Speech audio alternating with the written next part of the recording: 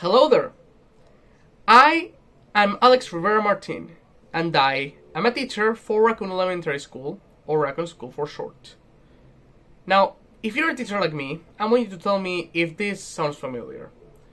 You're explaining the contents of your lesson to your class. Everyone's eyes seem to be wide open and focused on you. However, you stop explaining and ask a question. Silence. No voices from anybody, just the noises from outside the window. This is what's been happening recently with my class of 5th graders between the ages of 10 and 11 years old. And I want to figure out why this is the case. Now, over the past few days, I have been assigning a specific kind of tasks in my classroom in order to test my students' capabilities, so that I can find out where the problem is coming from. Surprisingly enough, it has nothing to do with their knowledge. As a matter of fact, they have performed incredibly well in most of these tasks. However, I have noticed a serious struggle in tasks that require more of an open mind, such as essays. I have come to the conclusion that my students' creative minds have never been enhanced or trained enough to think outside of the box and be imaginative. They have just been passively listening to my explanations without really knowing what any of it means. And so, I've come up with a plan. I've decided to start a teaching project, an assignment that will attempt to implement technology in order to enhance their learning. But it won't just implement technology. It will make it so that they have to actively engage with this technology and create, build, let their imaginations run wild. The objective is to get students to engage with 3 different kinds of technology. To help us develop our assignment, we'll be using artificial intelligence to generate a proposal that we might be able to use as a guideline. Very well then, here we are. We'll be using Gemini for this. So let's just tell them about our situation and see what they come up with.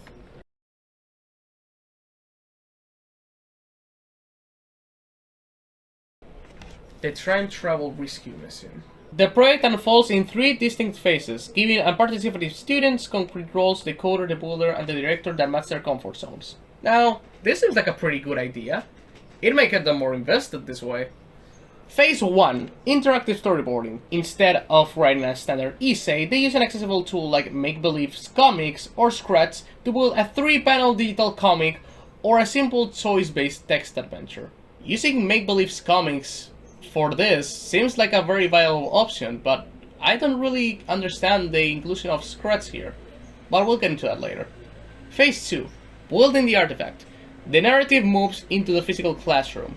Students build a simple vehicle or mechanism out of Lego or craft materials. They must program the robot to navigate a physical grid map that represents the setting from Phase 1.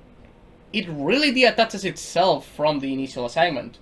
Phase 3. Capturing the action. Students use a tablet with a free app like Stop Motion Studio.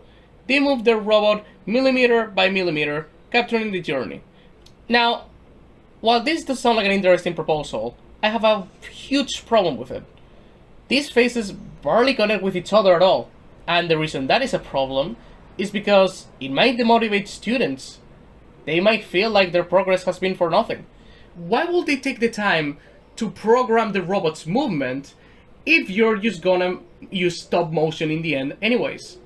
We want them to realize that what they learn at school can be useful in their day-to-day life and they can use it to create great things. But if after completing a phase they'll just make something that basically devaluates what they just did, that's pretty counterproductive. These 3 phases are basically just 3 completely different assignments of their own, vaguely put together as an excuse to put 3 technologies in the same assignment. Also, there's just too many phases. It feels almost overwhelming. I think I have a better idea of how to approach this. First of all, let's go back to phase 1.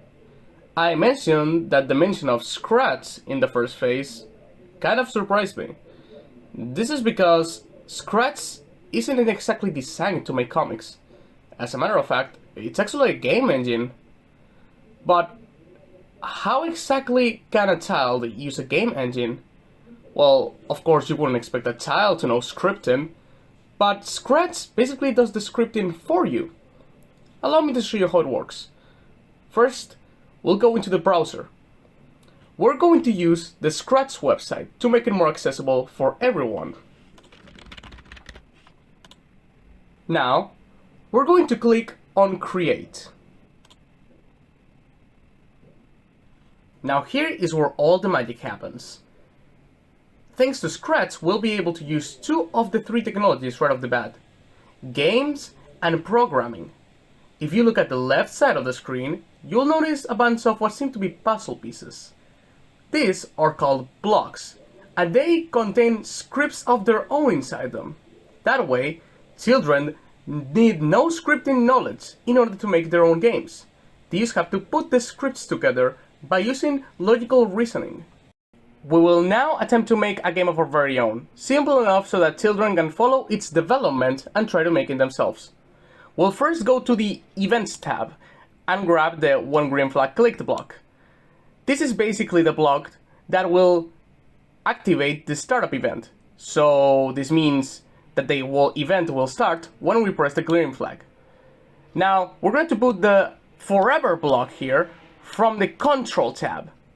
This means that whatever we put in here will stay permanent after we click the green flag and until we stop the project.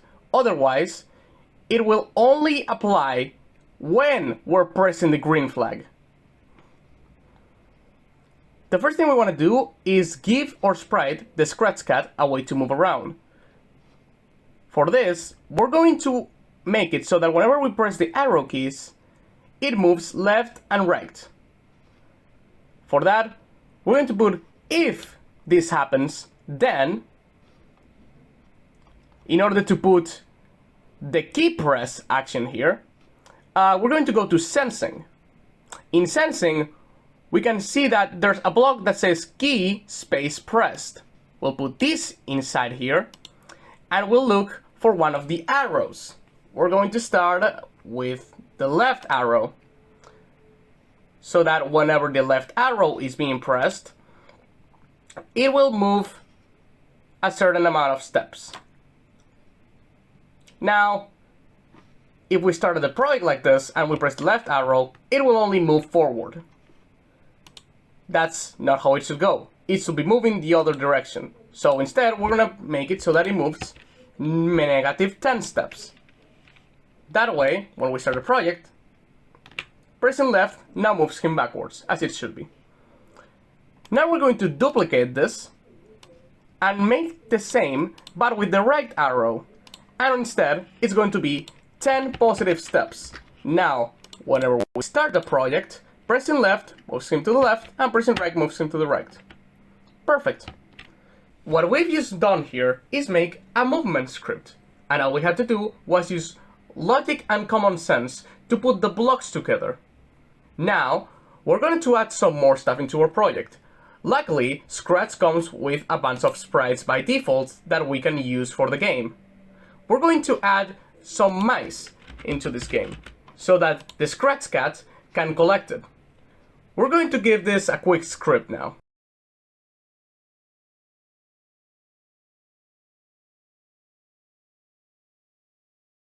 We have now made a script that makes it so that when the green flag is clicked, the original mouse is hidden. However, it will be forever making a clone of itself every second. When the mouse starts off as a clone, it will show itself immediately and go to a random position on the canvas. However, it will set its Y value, basically up and down, up to the maximum there is. So it will be all the way up, all the way to the top of the canvas when it spawns. Now, it will be constantly going down by -10 until it reaches the very bottom, which is -191. Then, when it reaches the bottom, it will hide again as if it is disappearing through the screen. Now we have to make it so that the Scratch Cat can collect these falling mouses from the sky. For that, we're going to make a variable. We'll call this variable mice. We'll make it so that if a clone ever touches the scratch cat, then first it will hide as if the cat had eaten the mouse.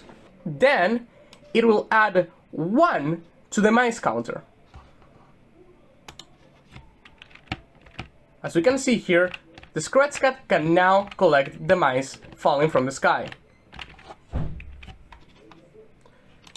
When we stop the project and start it again, the number doesn't go back to the start. So we're going to make it so that every time we press the flag, it will set the mice counter to 0, so that it starts over.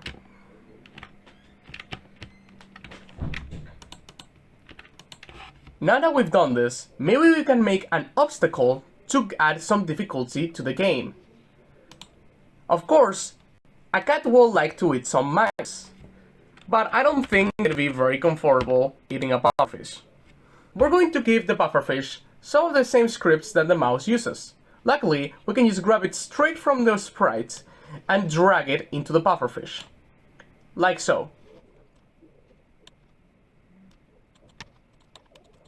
Now the pufferfish behaves pretty much the same as the mice. However, we're gonna make some changes to turn it into an obstacle.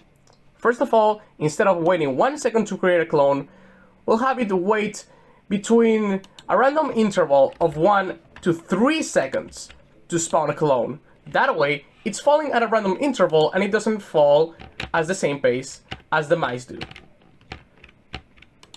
Now, we're going to change this value since it's not exactly the same as the mice's. As you can see, when we start a project and a pufferfish falls all the way to the bottom, it doesn't disappear because the sprite is bigger.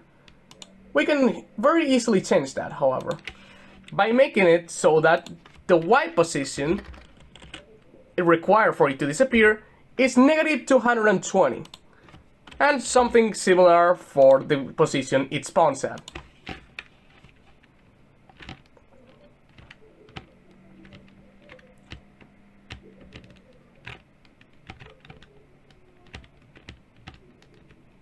Now, instead of making it so that every time you grab a pufferfish, it adds 1 to your mice counter, we're going to make a new variable called lives.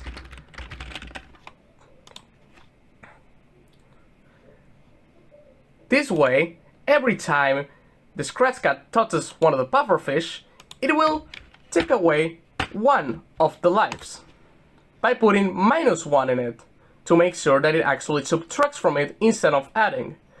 Now, well, you will obviously start with 0 lives, but we can very easily change that by making it so that when the green flag is clicked, it will set lives to 3.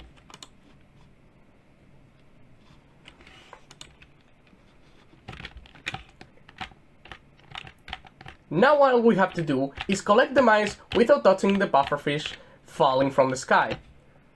However, whenever you actually lose all your lives, the game just keeps going. We're going to make it so that the entire project stops once you lose all your lives.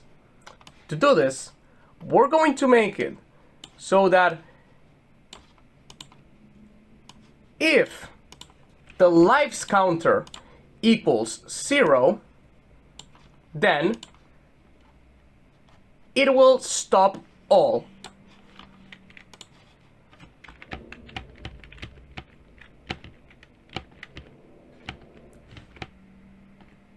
And voila! We have our simple little game that children can very easily make themselves. This, of course, is nothing but an introduction to the main basics of Scratch. Children can now mess with the blocks themselves to add whatever they can imagine into the game, and maybe even make their own games in the future. To give this project a little bit more of personality, and to add another technology, the third one, the last one, into this assignment, we're going to go into the costumes tab, and we're going to make our very own sprites by using the digital art tools that Scratch provides us. By using these simple yet practical tools, children can give their games personality. They can bring their wacky characters and ideas into life. For example, we might want to make a game about a guy with a rather round belly trying to go on a diet and eat healthy. Now the mice has been replaced with broccoli and the pufferfish has been replaced with burgers. The assignment will be graded for creativity, teamwork, and project functionality, as well as 1 more point for participating in this task alone.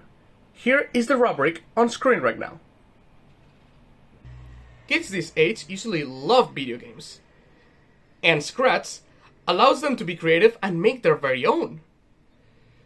It is super accessible, super easy to use. It is available in almost any operating system, any browser. It has a lot of tools all in the same place.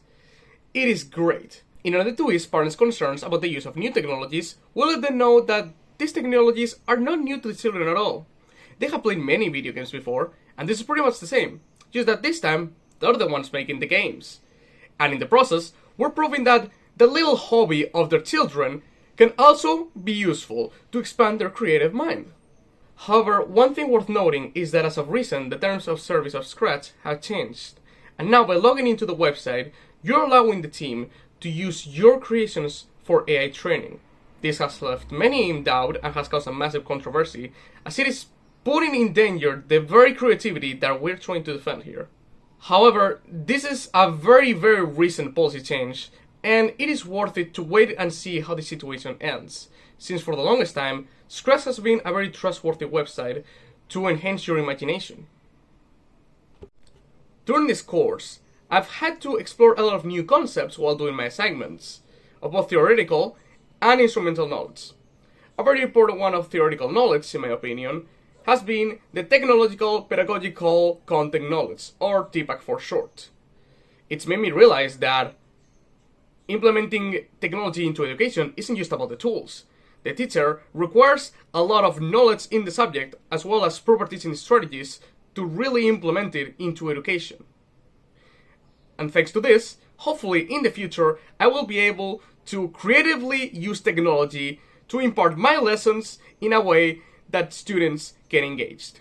Speaking of which, during the TPAC assignment, I've been able to explore the concept of instrumental knowledge, that is, the information map. And thanks to it, I've been able to structure a lot of complex information into a simple map, which will hopefully help me with studies in the further future.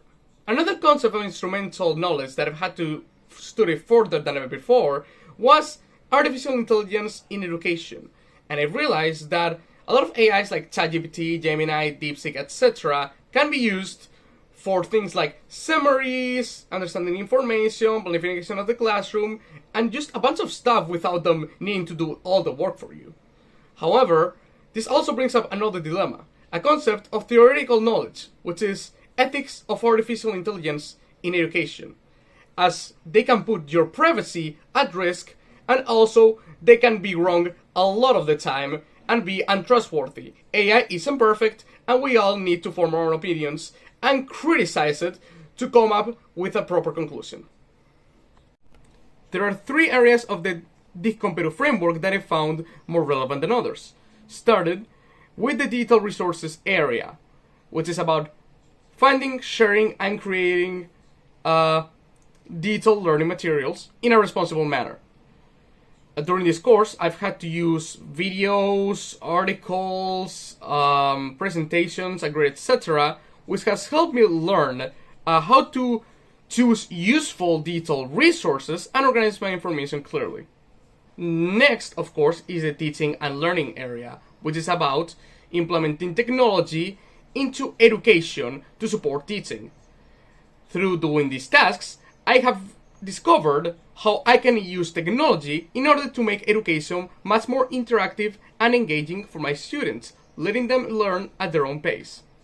Last up is the area of professional engagement, which is about using technology in order to work and communicate with teachers, students, and classmates.